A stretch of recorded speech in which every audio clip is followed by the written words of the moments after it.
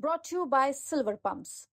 Top quality और consistent performance के लिए सिर्फ सिल्वर पंप्स नाम याद रखना। उत्तर प्रदेश में आखिर हो क्या रहा है? हर दूसरे दिन किसी न किसी पत्नी का कहर अपने पति पर टूट पड़ता है। वजह कोई तीसरा शख्स।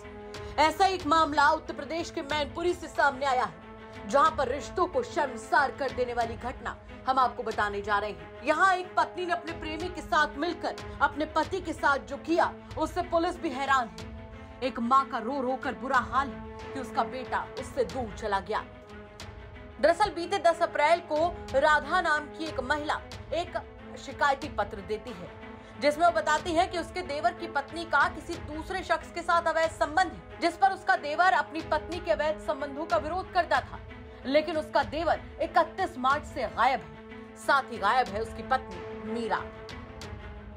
समीर, जो कि अब इस दुनिया में नहीं रहा, उसकी भाभी राधा ने आवाज उठाई और पुलिस अधीक्षक को दिए गए शिकायती पत्र में बताया कि उसकी देवरानी मीरा के अवैध संबंध एटा के रहने वाले रिंकू चौहान से हैं। वो मैनपुरी में किराए के कमरे पर उसकी देवरानी का मौसेरा भाई बनकर रहता था और उससे मिलने आता था। पुलिस ने गुमशुदगी दर्ज करके समीर की तलाश शुरू की। समीर यहाँ नहीं रहता था, वो केरल में रहकर नौकरी करता था। पत्नी मीरा और उसके घर वालों से विवाद के कारण समीर ने अपनी पत्नी को मैनपुरी में किराए का कमरा भी दिलवा दिया था। वहीं जब से केरल से समीर वापस आया था, तब से मीरा अपने प्रेमी रिंकू से नहीं मिल पा रही थी। उससे जुदाई बर्दाश्त नहीं हो रही थी, जिसके कारण वो परेशान रहने लगी और उसने एक खौफनाक घटना को अंजाम दिया।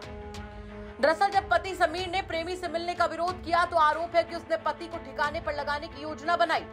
मृतक समीर को आरोपी एटा से कुछ सामान दिलाने के बहाने अपने साथ ले गए। आरोप है जहां पर प्रेमी रिंकू और उसके मौसी के लड़के नीलेश ने मिलकर एक साथ बियर पी। जब समीर नशे में चला गया तो उसकी जिंदगी उससे छीन ली।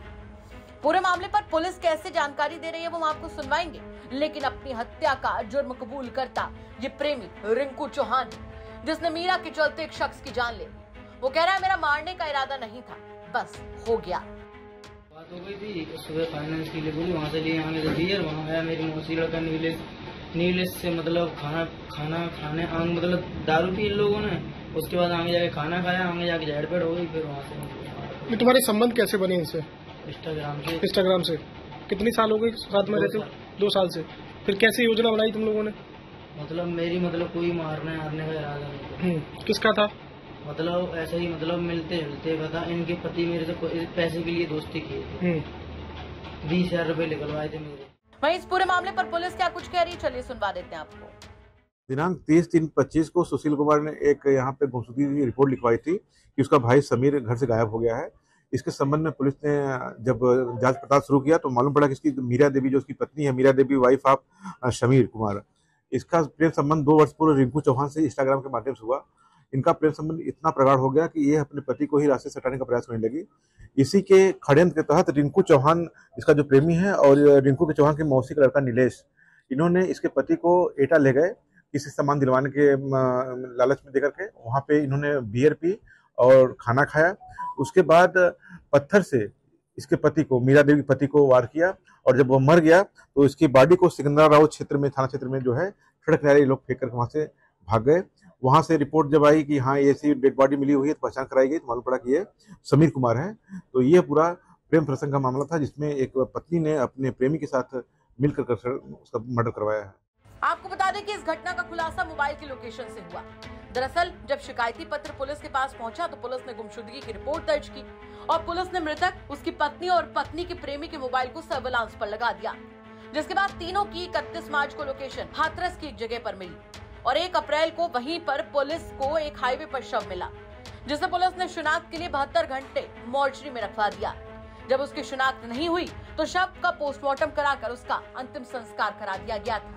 लेकिन जब शिकायत मिलती है तो उसके बाद धीरे धीरे मामला परत दर परत खुलता चला जाता है। वाकई हैरान कर देते हैं ऐसे मामले जिसमें एक पत्नी का अपने पति के लिए दिल नहीं पसीजता।